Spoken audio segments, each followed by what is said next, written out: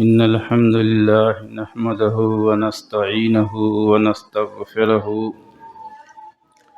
ونؤمن به ونتوكل عليه ونعوذ بالله من شرور أنفسنا ومن سيئات أعمالنا ومن يهده الله فلا مضل له ومن يضلله فلا هادي له وأشهد أن لا إله إلا الله وحده لا شريك له وأشهد أن سيدنا ومولانا محمدا عبده ورسوله أما بعد يا أيها الناس اتقوا ربكم الذي خلقكم من نفس واحدة وخلق منها زوجها وبث منهما رجالا كثيرا ونساء واتقوا الله الذي تساءلون به والأرحام إن الله كان عليكم رقيبا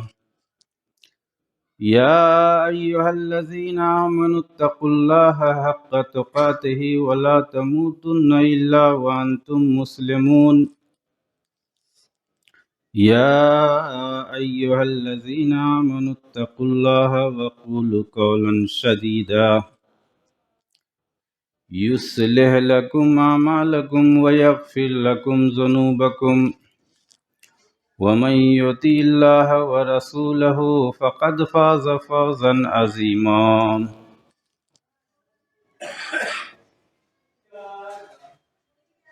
أعوذ بالله من الشيطان الرجيم بسم الله الرحمن الرحيم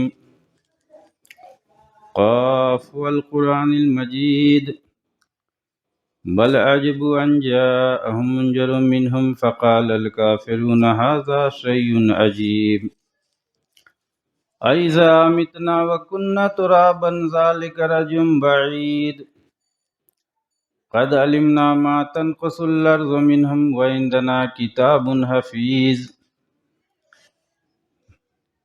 بل كذبوا بالحق لما جاءهم فهم في أمر مريض أفلم ينظروا إلى السماء فوقهم كيف بنيناها وزيناها وما لها من فروج والأرض مددناها وألقينا فيها رواسي وأنبتنا فيها من كل زوج بهيج تبصرة وذكرى لكل عبد منيب ونزلنا من السماء ماء مباركا فأنبتنا به جنات وحب الحصيد والنخل باسقات لها طلع نضيد رزقا للعباد وحيينا به بلدة ميتا كذلك الخروج كذبت قبلهم قوم نوح وأصحاب الرس وثمود وعاد وفرعون وإخوان لوط وأصحاب الأيكة وقوم تبع كل كذب الرسل فحق وعيد أفأينا بالخلق الأول بل هم في لبس من خلق جديد وقال الله تبارك وتعالى في موضع آخر بسم الله الرحمن الرحيم صبغة الله ومن أحسن صبغة نحن له عابدون ومن أحسن من الله صبغة ونحن له عابدون رب اشرح لي صدري ويسر لي أمري واحلل عقدة من لساني يفقهوا قولي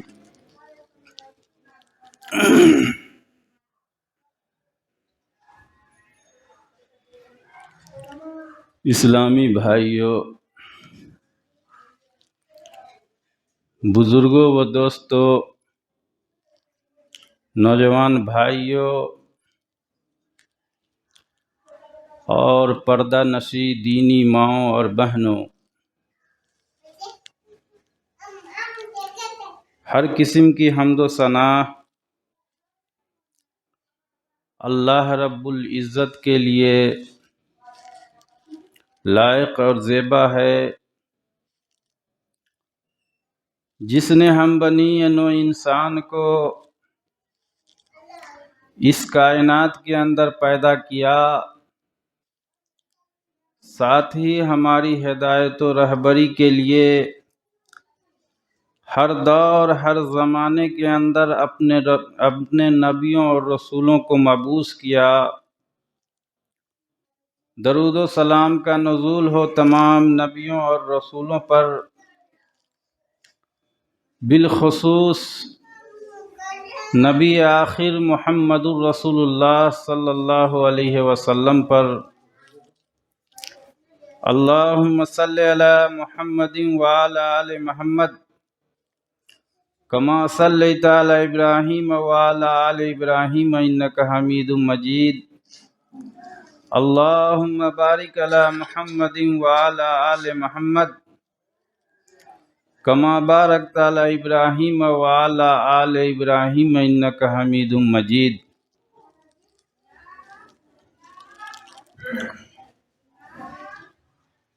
حاضرین جمعہ، بزرگوں و دوستوں، پردہ نشی دینی ماؤں اور بہنوں،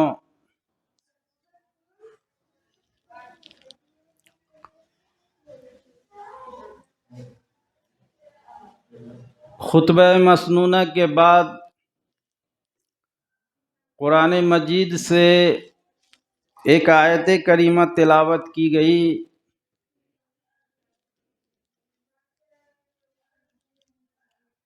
اسی کے مناسبت سے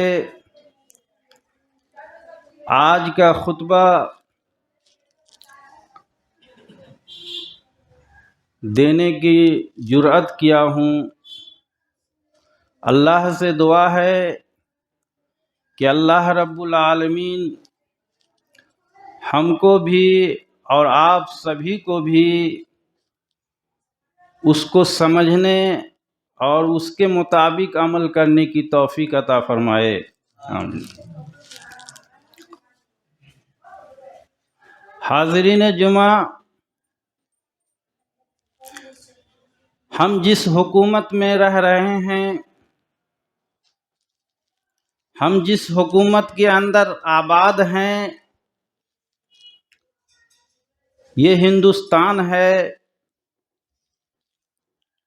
اور اس حکومت کی پالیسی اور خاص کر کے ابھی اس دور کے اندر جس کی حکومت ہے، اس کی پالیسی، اس کے قانون اور اس کے نظام ایسے ہیں جو ہم اور آپ سے پوشیدہ نہیں، وہ بالکل ظاہر ہے کہ یہ حکومت ہمارے نام و نشاں کو مٹانا چاہتی ہے۔ یہ حکومت ہماری نئی نسل کو برباد کرنا چاہتی ہے۔ یہ حکومت ہمارے قول و کردار کو بدلنا چاہتی ہے۔ یہ حکومت ہمارے لباس کو بدلنا چاہتی ہے۔ یہ حکومت ہمارے شکل و صورت کو تبدیل کرنا چاہتی ہے۔ آئے دن اخباروں کے اندر، ٹی وی چینلوں پر آپ سنتے آئے ہیں کہ فلاں جگہ مسلمانوں کو روک کر کے اس کی داڑھی کو نوچا گیا، تو اس کو یہ کیا گیا، شری رام کا نعرہ لگایا گیا۔ بہت ساری باتیں یہ حکومت ہمارے ساتھ کر رہی ہے جو ہم اور آپ سے پوشیدہ نہیں ہے۔ ہم اور آپ اس کو اچھی طرح جان رہے ہیں، سن رہے ہیں، دیکھ رہے ہیں۔ اس کے باوجود بھی ہم اپنی اصلاح نہیں کر پا رہے ہیں، ہم اپنے آپ کے اندر تبدیلی نہیں لا رہے ہیں۔ تو ہم جیسا بد نصیب کون ہوگا؟ وہ عیسائی جس کے یہاں بچہ پیدا ہوتا تھا یا ہوتا ہے ابھی بھی، تو ایک زرد رنگ کا رنگ وہ رکھتا ہے، اور جب بچہ پیدا ہوتا ہے تو وہ زرد رنگ اس بچے کو پلایا جاتا ہے. اس زرد رنگ کو پلایا جاتا ہے. یا کوئی عیسائی مذہب قبول کرتا ہے تو اس زرد رنگ کو اس کو پلایا جاتا ہے تاکہ یہ صحیح معنوں میں عیسائی ہے، پکا عیسائی بن جائے، پاک صاف ہو جائے، اس کے اندر عیسائی کی طہارت جو ہوتی ہے وہ طہارت آ جائے. تو یہ کون کرتا ہے؟ عیسائی لوگ کرتا ہے. زرد رنگ اس بچے کو پلایا جاتا ہے. لیکن ہم اور آپ، جو میرے اور آپ کے یہاں بچے پیدا ہوتے ہیں تو اسے کون سا رنگ پلاتے ہیں؟ اسے مسلمان بنانے کے لیے، کامل مومن بنانے کے لیے کون سا حربہ استعمال کرتے ہیں؟ اگر اس کے اوپر غور کیجئے گا، اس کے اوپر سنجیدہ سے سوچئے گا، تو ہم چونکہ بگڑے ہوئے ہیں، ہمارے والدین اگر ہمارے ساتھ اس طریقے کا کوئی رنگ نہیں دیا تو یہ ان کی غلطی ہے. لیکن کم از کم ہم اور آپ اس دور کو دیکھ کر کے، اس زمانے کو دیکھ کر کے اپنی نسل کی تو فکر کیجئے کہ آج ہمارے دور میں اس طریقے سے ہو رہا ہے تو ہماری نسل کے دور میں پھر کیا ہوگا؟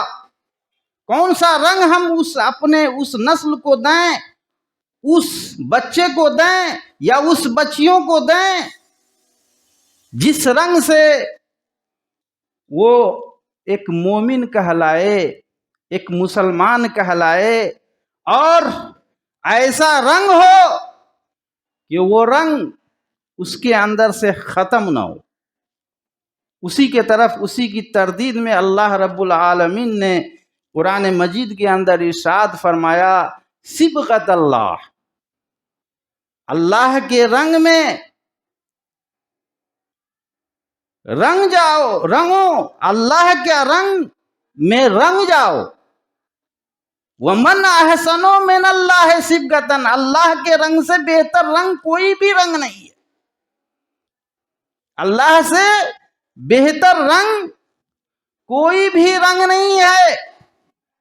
اس رنگ میں اپنے آپ کو رنگ لو، اس رنگ میں اپنے آپ کو اور اپنے ان نسلوں کو بھی رنگو تاکہ اس کو کل احساس ہو، کل کسی ایسی جگہ وہ پہنچ جائے جہاں اس کو اسلام کے متعلق، اسلام سے پھرنے کے لیے کہا جائے تو وہ رنگ اس کے اوپر ایسا چڑھا ہو کہ اس رنگ کا اسے احساس ہو جائے. اس رنگ سے مطلب یہ ہے کہ اس کو دینی تعلیم، دینی تربیت سے آراستہ کریں تاکہ وہ یہ سمجھ سکے کہ ہمارا دین اسلام ہے، ہم اللہ کے ماننے والے ہیں اور اللہ کے نبی محمد رسول اللہ صلی اللہ علیہ وسلم کے اوپر ہمارا ایمان ہے. چاہے اس رنگ کو رنگنے کے لیے آپ کے جیب سے جتنی بھی رقم خرچ ہو جائے، جتنے بھی پیسے خرچ ہوں، آپ اس کو خرچ کریں جیسے دنیاوی تعلیم کے لیے آپ خرچ کرتے ہیں. دنیاوی تعلیم کوئی معیوب تعلیم نہیں ہے، ہم اس کو معیوب نہیں سمجھتے. آپ اپنے بچے کو ڈاکٹر بنا لیں، انجینئر بنا لیں، جج بنا دیں، لیکن ابتدائی چیز جو ہے، ابتدائی رنگ جو ہے، اس رنگ میں اپنے بچے کو ڈھال دیں. ہم تو نہیں ڈھلے، لیکن کم سے کم اپنے بچے کو اس رنگ میں ڈھالنے کی کوشش کریں. اس کے لیے چاہے آپ کے جتنے بھی پیسے خرچ ہو، اللہ کے نبی محمد رسول اللہ صلی اللہ علیہ وسلم کی حدیث ہے، اللہ کے نبی صلی اللہ علیہ وسلم نے فرمایا کہ بچے کو اچھا ادب دینا، اچھا ادب سکھلانا، یہ سب سے بڑا صدقہ ہے. اور حضرت خالد رضی اللہ تعالی عنہ سے روایت ہے، وہ فرماتے ہیں کہ اللہ کے نبی صلی اللہ علیہ وسلم نے مجھے حکم دیا، مجھے یہ حکم دیا، امرنا سبیاننا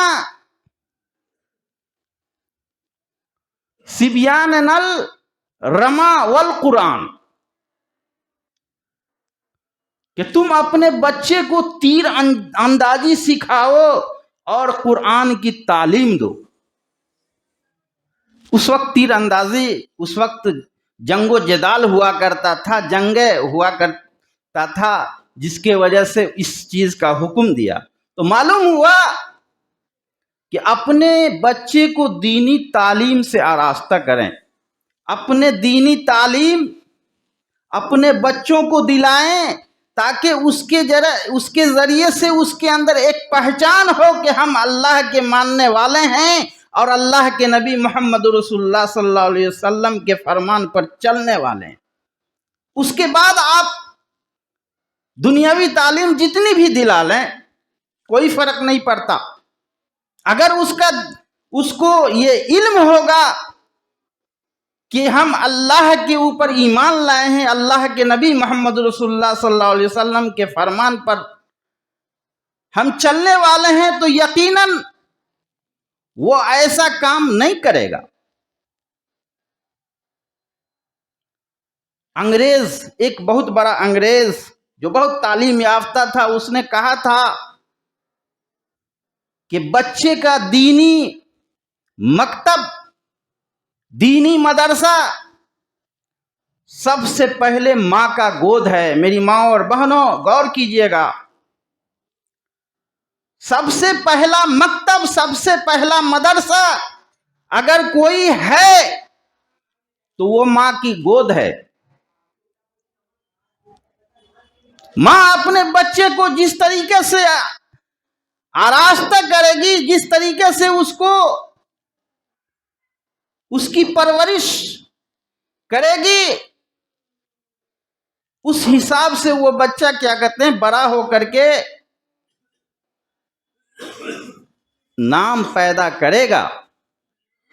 امام ربیعہ رحمت اللہ علیہ، امام ربیعہ رحمت اللہ علیہ جو حضرت امام مالک کے استاد تھے،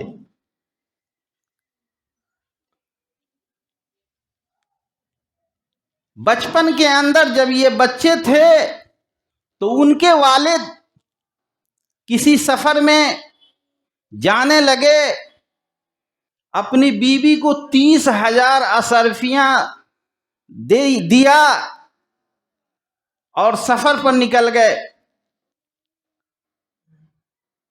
ان کی والدہ امام ربیعہ کے والدہ اس پیسہ کو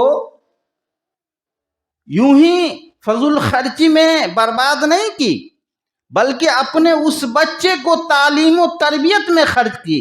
بڑے بڑے محدثین کرام، بڑے بڑے علماء کے درس میں اپنے بچے کو بیٹھائی،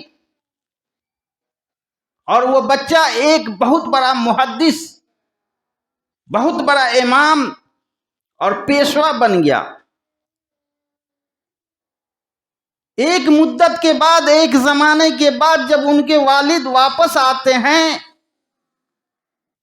تو بیوی سے دریافت کرتے ہیں کہ میں جاتے وقت تم کو 30,000 اصرفیاں دیا تھا، تم نے اس اصرفیوں کو کیا کیا؟ کہا کہ پہلے آپ جائیں مسجد کے اندر نماز پڑھ کر کے آئیں، آپ کی اصرفی 30,000 اصرفی امانت سے میں رکھی ہوں۔ چنانچہ امام ربیعہ رحمت اللہ کے والد مسجد کے اندر جاتے ہیں، دیکھتے ہیں اپنے بیٹے کو، دیکھتے ہیں کہ درس و تدریس دے رہے ہیں اور بڑے بڑے علماء کرام ان کے درس میں بیٹھے ہوئے ہیں۔ 2 رکعت نماز پڑھی اور گھر واپس آئے۔ بیوی نے دریافت کی کہ کیا مسجد میں نماز پڑھ لی اور مسجد میں آپ نے کچھ دیکھا؟ تو کہا کہ ہاں، میں اپنے بیٹے کو درس و تدریس کے کام کو انجام دیتے ہوئے دیکھا ہے۔ وہ بہت بڑے محدث اور بہت بڑے محقق ہے اور وہ درس دے رہے تھے۔ تو کہا، ان کی بیوی نے کہا کہ میں آپ کی وہ 30,000 اصرفیاں اپنے اس بچے کے تعلیم و تربیت میں خرچ کر دی، اب آپ یہ بتائیں کہ وہ اصرفیاں آپ کو زیادہ پسند ہے یا آپ کے لڑکے کا یہ مقام، یہ مرتبہ آپ کو پسند ہے؟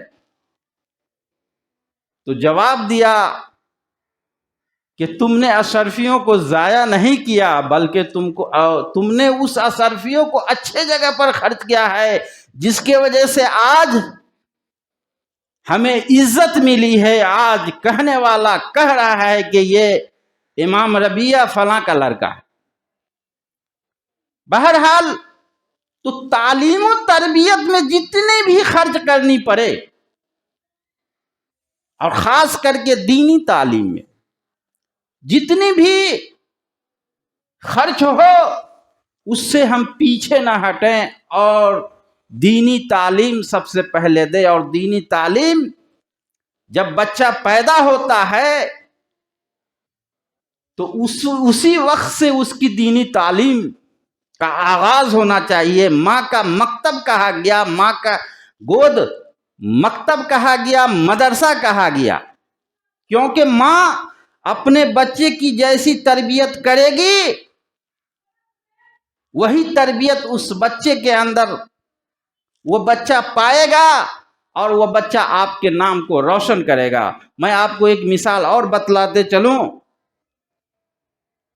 مسند احمد کے اندر یہ حدیث ہے، ایک صحابیہ کے متعلق بیان کیا گیا کہ ایک صحابیہ تھی، جب ان کے یہاں بچہ پیدا ہوا تو وہ بچہ جب پیشاب کرتا تھا تو وہ صحابیہ، وہ ماں اپنے بچے کے پیشاب، جو پیشاب کرتا تھا تو اس پیشاب کی جگہ پانی لے کر کے اس کو اس جگہ پر ڈال دیتی تھی۔ اسی طریقے سے چلتا رہا۔ جب بچہ 1 سال یا 1.5 سال کا ہوا، چلنے کے لائق ہوا، جب وہ اپنے سے چلنے لگا، اسے پیشاب لگتا ہے، وہ ایک نالی کے کنارے بیٹھنا چاہتا ہے، پانی کا برتن دونوں ہاتھ سے اٹھاتا ہے، حالانکہ اس برتن کے اندر پانی بہت کم تھا، لیکن اس بچے کو معلوم نہیں ہے کہ یہ پانی ہم کیوں لے رہے ہیں اور اس طریقے سے ہم کیوں کر رہے ہیں۔ بچے کو کوئی تعلیم نہیں ہے، اس کو کوئی جانکاری نہیں ہے۔ صرف ماں، جب وہ پیشاب کرتا تھا تو اس کی ماں اس کے پیشاب کے راستے پر پانی ڈال دیا کرتی تھی، لیکن وہ بچہ جب چلنے کے لائق ہوا، اپنے پیر سے چلنے لگا، اور اس کو جب پیشاب لگا تو وہ ایک نالے پر بیٹھ کر کے پیشاب کرنے لگا اور اس پانی کے برتن کو ہاتھ میں لے لیا. جب پیشاب سے فارغ ہوا تو وہ پانی کا برتن اپنے پیشاب کی جگہ پر ڈال لیا. ماں یہ منظر دیکھ رہی ہے، ان کی ماں، اس بچے کی ماں یہ منظر دیکھ رہی ہے. خوشی کے آنسو جاری ہو گئے. یہ منظر دیکھ کر کے خوشی کے آنسو جاری ہو گئے اور روتے روتے یعنی آنسو بہاتے ہوئے اس نے رب کو پکارا، وزید رب رب الکعبہ، خدا کی قسم، کعبہ کی رب کی قسم، میں کامیاب ہو گئی، میں کامیاب ہو گئی. میں جو چاہتی تھی کہ جب میرا بچہ بڑا ہو اور پیشاب کرے تو استنجا کرے، پانی سے استنجا لے، اور یہی عادت دلوانے کے لیے ہم ایسا کیا کرتے تھے. اپنے جب بچہ، میرے بچے جب پیشاب کرتے تھے تو میں اس کے پیشاب کے جگہ پر پانی ڈال دیتی تھی تاکہ یہ بڑا ہو کر کے آج ہمارے اور آپ کے بچے کی طریقے سے نہیں کہ جب 4 سال 5 سال کا بچہ ہوتا ہے اور وہ کہتا ہے کہ مجھے پیشاب لگا ہے تو چین آپ کھول دیتے ہیں اور کہتے ہیں بیٹا اس نالے پر بیٹھ جاؤ، اس نالے پر پیشاب کر لو، اور وہ بیٹھنے کا بھی حکم نہیں دیتے، کھڑے کھڑے وہ کر رہا ہے، دیکھ رہے ہیں. اس سے ہمارے بچے کے اندر وہ کون سی تعلیم آئے گی، وہ کون سی تربیت ہوگی، آپ اندازہ کر سکتے ہیں. ایک ماں اپنے بچے کو اگر چاہے تو اس کو ایک عالم، ایک محدث بنا سکتی ہے، صرف اس کی تربیت کر کے، بچپن کے اندر تربیت کر کے اس کو دینی تعلیم سے آراستہ کر سکتی ہے. اور ایسے دینی تعلیم کے لیے مدرسے اور مکتب ہر جگہ موجود ہے. مساجد کے اندر بھی مکتب ہے، مساجد سے باہر بھی مدرسے ہیں.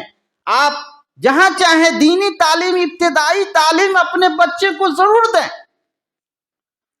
عبد القادر جیلانی رحمت اللہ علیہ، جو آج عبد القادر جیلانی رحمت اللہ علیہ کہلا رہے ہیں، پیر کہلا رہے ہیں، ماں کی تربیت تھی جو آج ان کو بہت بڑا پیر بنا دیا ہے. بچپن کے جب 12 سال کی عمر تھی، ایک قافلہ کے ساتھ وہ کہیں جانا چاہ رہے تھے. ان کی ماں 40 اشرفی ان کے کرتے کے استر کے اندر سل دیتی ہے.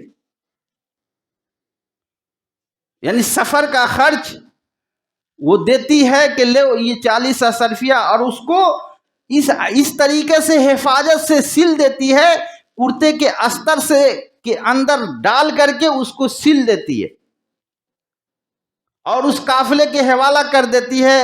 جب قافلہ روانہ ہوتا ہے، گھنے جنگلوں سے گزرتا ہے، ڈاکوؤں کا، جو لٹیرے لوگ تھے، ڈاکو لوگ تھے، وہ جو رہزن تھے، راستے میں لوگوں کو لوٹا کرتے تھے. جب یہ قافلہ وہاں پہنچے تو ڈاکوؤں نے ان پر حملہ کیا اور سارے قافلے کے سارے مال لوٹ لیے.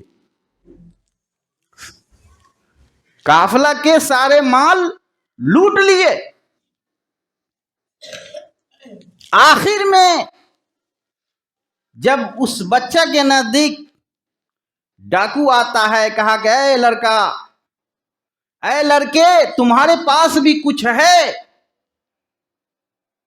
ماں وہاں نصیحت کی تھی, جب 40 اشرفیہ جب کیا کہتے ہیں کرتے کے استر کے اندر سلتی ہے, اور اسی وقت کہتی ہے کہ تم جاؤ اس قافلے کے ساتھ, لیکن حالات چاہے جتنی خراب ہو جائے, حالات جتنی بگڑ جائے, یا تم سے کوئی یہ پوچھے کہ تمہارے پاس کیا ہے, تو ایسے موقع سے میرے بیٹے تم جھوٹ مت بولنا, جھوٹ مت بولنا, حالات سے تم جھوٹ نہ مت بولنا, تم سچ بولنا اور ظاہر کر دینا. جب ڈاکوؤں نے اس بچے سے پوچھا, امام یہ کیا کہتے ہیں عبد القادر جیلانی رحمت اللہ علیہ سے پوچھا کہ بچے تمہارے پاس کیا ہیں؟ کہا کہ میرے پاس 40 اشرفی ہے. کہا کہ میرے پاس 40 اشرفی ہے. کہا کہ کہاں ہے؟ کہا کہ میرے کرتے کے استر کے اندر سلا ہوا ہے. ڈاکو نے دیکھا, صحیح معنوں میں کرتے کے استر کے اندر وہ سلا ہوا تھا, اس کو توڑا گیا. صحیح معنوں میں جب اس کو گنا تو 40 اشرفیاں مل گئے. کہا کہ میرے بیٹے, تم اس کو چھپا سکتے تھے, تم اس کو چھپا سکتے تھے, تم نے ایسا کیوں کیا؟ کہا کہ چلتے وقت میری ماں نے نصیحت کی تھی, جب میں قافلہ کے ساتھ چلا تھا تو میری ماں نے یہ نصیحت کی تھی کہ بیٹے جب حالات کسی طرح سے بھی ہو جائے, حالات چاہے جتنے خراب ہو جائیں, حالات جتنے بھی بگڑ جائیں, تم جھوٹ نہ بولنا. تو میں نے اپنی ماں کی نصیحت کو یاد رکھا, اور آپ نے پوچھا تو میں سچ بول دیا, چونکہ ماں کی نصیحت تھی کہ جھوٹ مت بولنا. میں اپنی ماں کی نصیحت پر عمل کیا. چنانچہ اس بچہ کو ڈاکو اپنے سردار کے نزدیک لے گیا, سردار کے نزدیک واقعہ بیان کیا. سردار نے کہا, ڈاکوؤں کے سردار نے کہا کہ یہ بچہ جو ابھی اس کی عمر 12 سال کی ہے, وہ اپنی ماں کی نصیحت کو کس طریقے سے یاد کیا ہے, ماں کی نصیحت کو کس طریقے سے وہ اپنے اندر رکھا ہے, کہ جھوٹ بولنے پر آمادہ نہیں ہوا بلکہ سچ سچ بتا دیا. اور ہم لوگ اپنی پوری زندگی کیا کہتے ہیں رہ جانی اور لوٹنے میں لگے ہوئے ہیں, اپنے رب سے نہیں ڈرتے, اپنے رب کا حکم نہیں مانتے. چنانچہ یعنی اس کے دل کے اندر ایمانی جذبہ پیدا ہوا, اور وہ توبہ کر لیا اور ایمان لے آیا. کس کی وجہ سے؟ تمام ڈاکو کیا کہتے ہیں ایمان لے آئے. جتنے بھی مال جو وہ لوٹے تھے قافلہ کو, سب کے مال واپس کر دیے اور توبہ کی اور ایمان لے آئے. تو میرے محترم بزرگوں, دوستو, کہنے کا مطلب یہ, میری دینی ماں اور بہنوں, کہنے کا مطلب یہ کہ ماں کا گود بچوں کا پہلا مکتب اور مدرسہ ہے. اس مکتب سے, اس مدرسہ سے جو آپ تعلیم دیں گے بچے کے اوپر, وہی تعلیم کا اثر ہوگا, اور اسی تعلیم کے ذریعے کیا کہتے ہیں وہ بڑے سے بڑے مرتبہ اور بڑے سے بڑے مقام تک پہنچے گا. یا جو مساجد کے اندر مکتب ہے یا مدرسے ہیں, ایسے مدرسوں اور مکاتب کے اندر اپنے بچے کو دے کر کے تعلیم دلائیں, چاہے اس کی تعلیم میں آپ کو جتنی بھی رقم خرچ کرنی پڑے, چاہے جتنا روپیہ آپ کو خرچ کرنی پڑے, سب سے پہلے آپ دینی تعلیم دیں. قرآن مجید پڑھنے کا اور سمجھنے کا اس کو تعلیم دیں تاکہ وہ کل کسی ایسے موقع پر اپنے آپ کو یہ کہہ سکے کہ ہم اللہ کے ماننے والے ہیں اور اللہ کے نبی محمد رسول اللہ کے ماننے والے ہیں۔ اور اگر دینی تعلیم آپ دیں گے تو وہ بچہ آپ کے لیے دعا بھی کرے گا۔ اس کی بہت فضیلتیں ہیں، مختصر طور پر میں آپ کو بتلاتا ہوں۔ دینی تعلیم اگر اس کو دیں گے تو جب وہ مکتب کے اندر، مدرسہ کے اندر پڑھے گا، قرآن کو پڑھے گا، قرآن کو سمجھے گا، جب اس کو استاد دعائیں سکھلائیں گے تو وہ بچہ آپ کے لیے، ہمارے لیے، آپ کے لیے دعا کرے گا، رب رحمہ کما ربیانی صغیرہ، اے ہمارے پروردگار، جس طریقے سے میرے ماں اور باپ بچپن کے اندر مجھ کو پالا اور پوسا تھا اور جو تعلیم، دینی تعلیم دیا تھا، دینی تعلیم سے آراستہ کیا تھا، اے بار الہ، میں اپنے بدن کے اوپر سے مکھی کو بھی نہیں بھگا سکتا تھا۔ میں جب پیشاب اور پیخانہ کرتا تھا تو میرے ماں اور باپ فوراً اس کو صاف کیا کرتے تھے۔ رب رحمہ کما ربیانی صغیرہ، اے بار الہ، جس طریقے سے بچپن میں انہوں نے ہم پر رحم کیا تھا، آج تو بھی ان کے اوپر رحم فرما۔ یہ ہمارے وہ بچے یہ دعا کریں گے والدین کے لیے، رب رحمہ کما ربیانی صغیرہ۔ میں بچپن میں، میرے بچپن کے اندر جب مجھے کچھ بھی نہیں آتا تھا، میں اپنے جسم کے اوپر سے مکھیوں کو بھی نہیں بھگا سکتا تھا، اور میری ماں کی نظر پڑتی تھی تو مکھیاں بھی بھگاتی تھی۔ جب میں پیشاب کرتا تھا، پیخانہ کرتا تھا تو فوراً وہ صاف کیا کرتی تھی۔ اے بار الہ، جس طریقے سے بچپن کے اندر ہم مجبور تھے، جس طریقے سے بچپن کے اندر ہم لاچار تھے، آج ہمارے ماں باپ بھی لاچار ہیں، آج محتاج ہیں۔ اے بار الہ، جس طریقے سے بچپن کے اندر انہوں نے ہمارے اوپر رحم کیا تھا، ہمارے دیکھ اور ریکھ کیا تھا، اے پروردگار عالم، آج تو بھی ان کے اوپر رحم فرما۔ ربی اغفر لی ولوالدی وللمؤمنین یوم یقوم الحساب۔